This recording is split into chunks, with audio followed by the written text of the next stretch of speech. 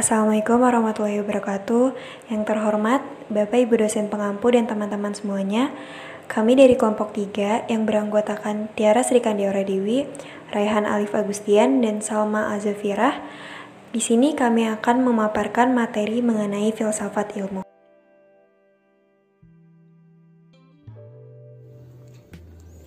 Pengertian filsafat ilmu. Filsafat ilmu ialah ilmu yang membahas persoalan ilmu pengetahuan dengan berbagai problematiknya, terutama yang berkaitan dengan metodologi atau pembenaran ilmiah. Berling dan kawan-kawan mendefinisikan sebagai penyelidikan tentang ciri-ciri pengetahuan ilmiah dan cara-cara untuk memperolehnya, serta sebagai penyelidikan lanjut tentang ilmu. Filsafat ilmu mengkaji ciri serta cara kerja ilmu pengetahuan dengan landasan rasionalitas atau akal budi manusia. Dengan kata lain, rasionalitas menjadi jembatan media bagi ilmu filsafat dengan aspek epistemologi. Landasan ilmu mencakup konsep dasar, anggapan dasar, asas-asas permulaan, struktur teoritis, dan ukuran kebenaran ilmiah. Filsafat ilmu merupakan suatu bidang pengetahuan campuran yang eksistensi dan pemekaran tergantung pada hubungan timbal balik antara filsafat dan ilmu. Istilah filsafat yaitu philosophy of science atau filsafat ilmu, atau science of science, ilmu tentang ilmu, dan theory of science atau teori ilmu.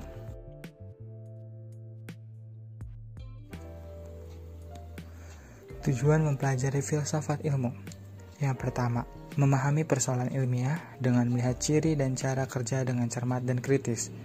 Yang kedua, melakukan pencarian kebenaran ilmiah dengan tepat berdasarkan ilmunya yang menyangkut seluruh aspek kehidupan. Dan yang terakhir, memahami dampak kegiatan ilmiah. Perkembangan sejarah filsafat ilmu. Perkembangan filsafat ilmu dibagi menjadi 5 periode, dijelaskan sebagai berikut. Yang pertama, masa purba atau abad pertengahan.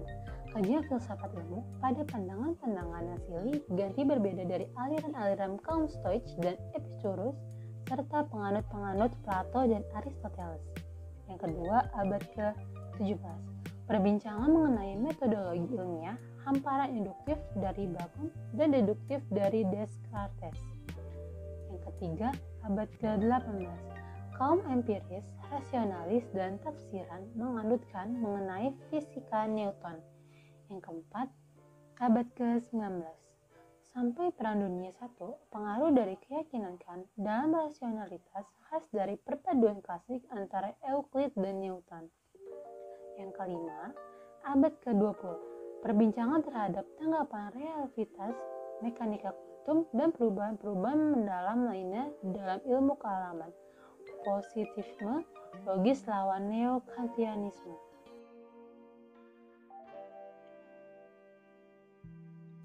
Cara kerja dan problema filsafat ilmu. Cara kerja filsafat ilmu haruslah dimulai dengan suatu anggapan bahwa setiap ilmu yang bersifat 1. Sistematis, 2. Logis, 3. Intersubjektif, 4. Rasional, dan yang kelima memiliki cara kerja ilmu pengetahuan yang mengupaya pembenaran secara metodologis. Dengan demikian, filsafat ilmu dapat melihat bahwa refleksi kritis terhadap ciri dan cara kerja ilmu pengetahuan dapat menunjukkan adanya dua aspek, yaitu aspek internal dan aspek eksternal. Sebagai contoh, ilmu kedokteran atau teknik akan menjadi sangat kokoh apabila de jure memiliki landasan filosofis dan yaitu kebenaran epistemologis. Dalam rangka penelusuran secara historis, secara de facto, hasil ilmu dan teknologi diterima dan digunakan oleh manusia sesuai dengan kebutuhan.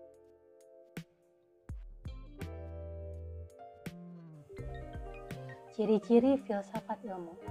Yang pertama, ciri-ciri khas filsafat secara umum adalah menjadi sebab muhasabah dari kebenaran atau kepastian suatu, tidak hanya dari dunia fisik, tapi juga menerobos ke dunia metafisika. Ciri khas filsafat ilmu adalah berpikir ilmiah, yaitu berpikir secara sistematis dan sistematikal, holistik. Pada bagian sebelumnya, kita telah memahami bahwa pengetahuan ilmu atau ilmu merupakan konsep yang diperoleh melalui metode ilmiah dan mempunyai cara yang sama untuk merumuskan hasil penelitian dengan bahasa keilmuan yang umum. Filsafat ilmu. Selanjutnya, filsafat ilmu adalah berpikir ilmiah, yaitu berpikir secara sistematis atau holistik. Perbedaan yang ditunjukkan oleh ilmu dan filsafat ilmu tidak begitu tajam karena hal itu lebih didasarkan pada perbedaan niat daripada perbedaan mata pelajaran.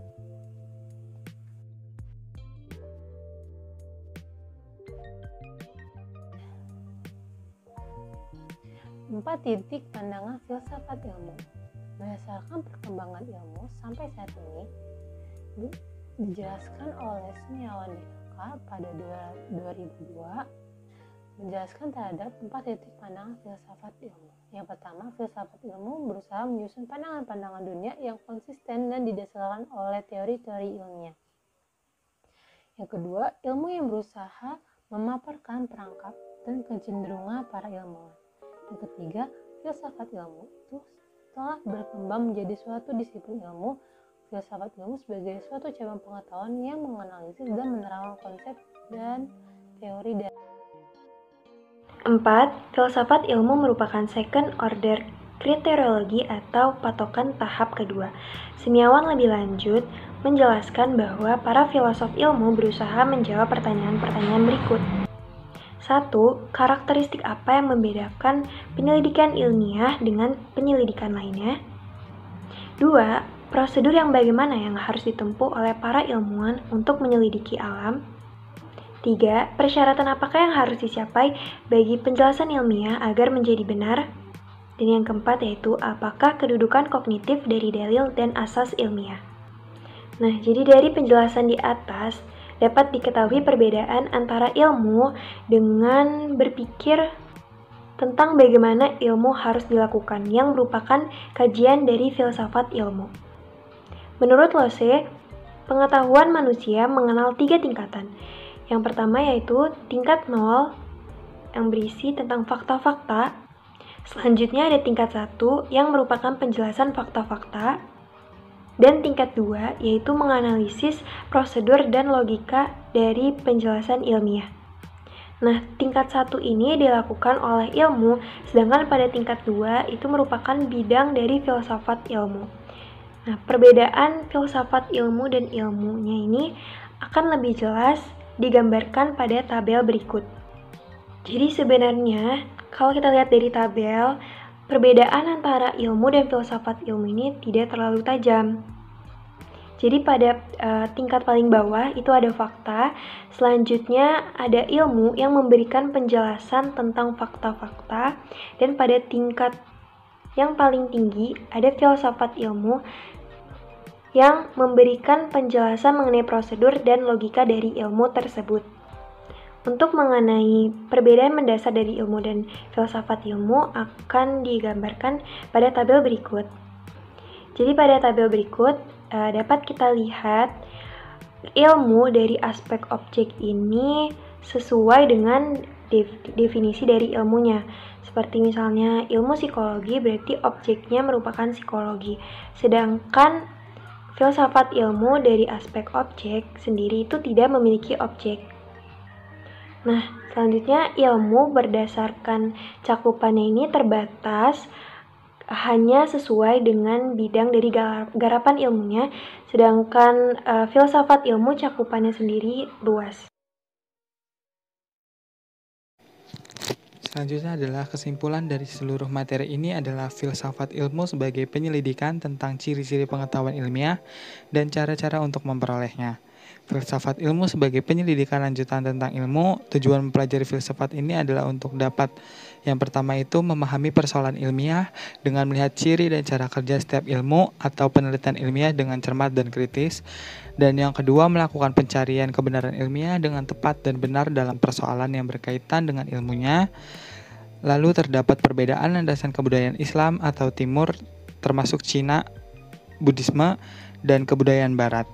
Namun demikian masih satu ikatan sebagai manusia. Sekian pemaparan materi tentang filsafat ilmu dari kelompok 2. Kurang lebihnya mohon maaf. Wassalamualaikum warahmatullahi wabarakatuh.